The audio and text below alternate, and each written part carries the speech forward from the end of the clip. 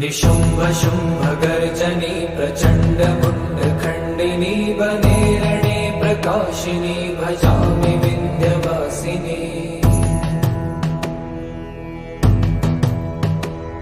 त्रिशूलमुण्डधारिणी धराविघातहारिणी गृहे गृहे निवासिनी भजामि विन्ध्यवासिनी।